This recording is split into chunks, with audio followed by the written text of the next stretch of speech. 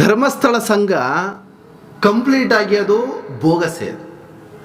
ಏನು ಶ್ರೀಶಕ್ತಿ ಸಂಘಗಳು ಅಂತ ಮಾಡಿಕೊಂಡು ಹೆಣ್ಣು ಮಕ್ಕಳಿಗೆ ಅದು ಗ್ರಾಮಾಂತರ ಪ್ರದೇಶಗಳಲ್ಲಿ ಸಾಲ ಕೊಡ್ತಿರುವಂಥ ಮೈಕ್ರೋ ಫೈನಾನ್ಸ್ಗಳಿದೆಯಲ್ಲ, ಸಂಪೂರ್ಣವಾಗಿ ಬೋಗಸವು.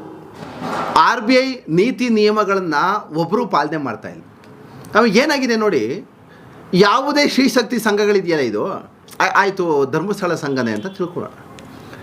ಏನಾಗಿದೆ ಅಂದರೆ, ಈ ಶ್ರೀಶಕ್ತಿ ಸಂಘ ಸಾಲಗಳಲ್ಲಿ ತೊಗೊಂಡಿದ್ದೀರಲ್ಲ ಮಹಿಳೆಯರು ಮತ್ತು ಪುರುಷರು, ಆ ಫ್ಯಾಮಿಲಿನಲ್ಲಿ ಕ್ಲೀನಾಗಿ ಅಬ್ಸರ್ವ್ ಮಾಡಿ.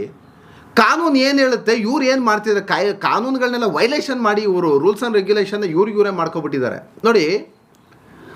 ಇವರು ಏನು ಮಾಡ್ತಾರೆ ಅಂದರೆ, ಒಂದು 20 ಜನರನ್ನು ಒಂದು ಗ್ರೂಪ್ ಮಾಡ್ತಾರೆ. 20 ಜನರನ್ನು ಒಂದು ಗ್ರೂಪ್ ಮಾಡಿ 50,000 ರೂಪಾಯಿ ನನಗೆ 20 ಜನಕ್ಕೆ ಒಂದು 10 ಲಕ್ಷ ರೂಪಾಯಿ ಸಾಲವನ್ನು ಕೊಡ್ತಾರೆ. ಆ ಸಾಲ ಅಕೌಂಟ್ ಪಾಸ್ಬುಕ್ಕಲ್ಲಿ ಯಾವ ರೀತಿ ತೋರಿಸ್ತಾ ಇರ್ತಾರೆ ಗೊತ್ತಾ? ಒಬ್ಬರ ಹೆಸರಿನಲ್ಲೂ 10 ಲಕ್ಷ ಸಾಲ ತೋರಿಸ್ತಾ ಇರ್ತದೆ.